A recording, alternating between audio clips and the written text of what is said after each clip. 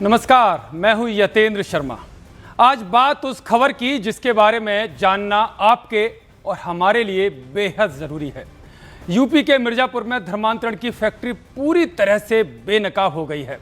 मिर्ज़ापुर में धर्मांतरण का ये नया मॉडल सामने आया है। सोचिए, ये कितनी डराने वाली खबर है कि एक जिम जहां लोग कसरत करने जाते हैं, वहां प्यार फिर ब्लैकमेलिंग के बाद धर्मांतरण का खेल चलाया जा रहा था। टारगेट पर हिंदू लड़कियां थीं। प्यार का झांसा देकर ब्लैकमेलिंग को हथियार बनाकर ऑपरेशन धर्मांतरण चलाया जा रहा था। जिम में महिलाओं के धर्मांतरण की बात सामने आने के बाद उत्तर प्रदेश की पुलिस एक्शन में है। अब इस मामले में 7वां आरोपी गिरफ्तार कर लिया गया है, लेकिन अब भी 8वें आरोपी की तलाश, यानी कि जो 8वां आरोपी अशफाक, उसकी तलाश जारी है। और तभी जाकर इस धर्मांतरण से जुड़े पूरे सिंडिकेट की साजिश का खुलासा होगा। मिर्जापुर के जिम धर्मांतरण केस में बड़ा अपडेट सामने आया है। केस के फरार मुख्य आरोपी इमरान को पुलिस ने दिल्ली एयरपोर्ट से गिरफ्तार कर लिया है।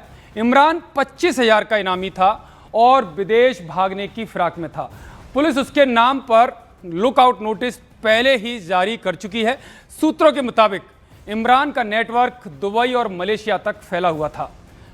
विदेश भागने से पहले दिल्ली में दबोचा गया है इमरान, और 6 आरोपी पहले ही गिरफ्तार किए जा चुके थे और अब 7वां आरोपी भी शिकंजे में आ चुका है। पुलिस का कहना है कि जांच में किसी को भी नहीं छोड़ा जाएगा और जिनके पास कोई भी जानकारी या शिकायत है वो आगे आकर पुलिस से संपर्क कर सकते हैं।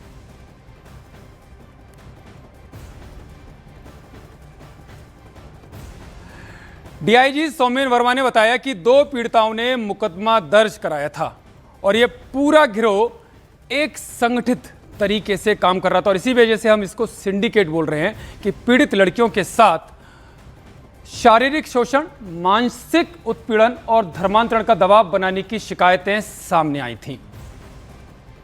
हमारे साथ इस वक्त मौजूद हैं सुमन वर्मा, डीआईजी मिर्जापुर, जो लगातार जिम धर्मांतरण मामले के इन्वेस्टिगेशन पर पैनी नजर रखे हुए हैं। सबसे पहले कड़ी मेहनत के बाद एक और आरोपी, जो मुख्य आरोपी कहा जा रहा था, जो फाइनेंसर था इमरान, उसे इमिग्रेशन डिपार्टमेंट ने दिल्ली एयरपोर्ट से गिरफ्तार कर लिया। सुबह 9 बजे के आसपास इमिग्रेशन डिपार्टमेंट दिल्ली एयरपोर्ट का इमरान खान को पकड़ लेता है, जब ये दुबई भागने के लिए अपने परिवार समेत टिकट सहित वीसा सहित दिल्ली टर्मिनल में पहुंच चुका था।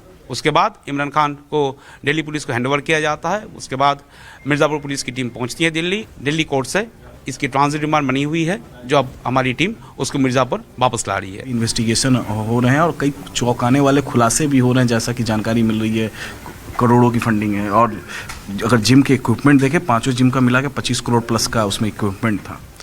अब ये सही बात है कि जो इन्वेस्टमेंट्स हैं, जो इसके प्रॉपर्टीज़ है, जो इसके स्ट्रक्चर्स है, इसकी जितने व्हीकल्स हैं, इसमें काफ़ी ज़्यादा अमाउंट इन्वॉल्व है।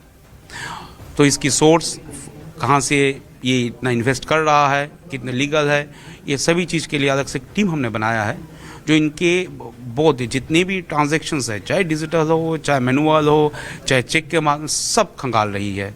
इसके अगर और भी कोई हिडन अकाउंट्स है, कंपनी के नाम से अकाउंट्स हैं, उनको भी थॉरली चेक किया जा रहा है।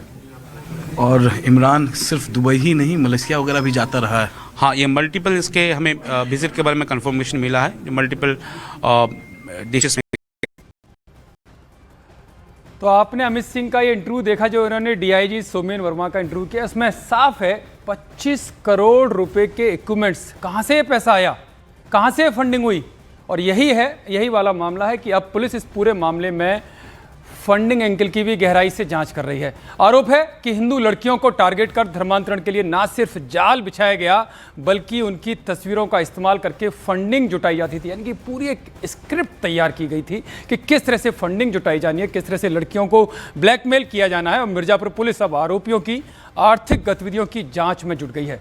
सवाल ये है कि कम समय में, इतने कम समय में इतनी बड़ी संपत्ति कहां से आई, और पुलिस को किसी बड़े नेटवर्क या बाहरी फंडिंग की आशंका है। लेकिन इसमें एक सवाल दूसरा भी है कि पुलिस को इतने समय से पता क्यों नहीं चला। खैर, ये सवाल तो हम उठाएंगे ही, लेकिन आरोपियों के बैंक खातों लेन देन और संदिग्ध संपर्कों की बारीकी से जांच की जा रही है और सूत्रों के मुताबिक जिम से जुड़े करीब 20 बैंक खातों को भी पुलिस सीज करने की तैयारी में है।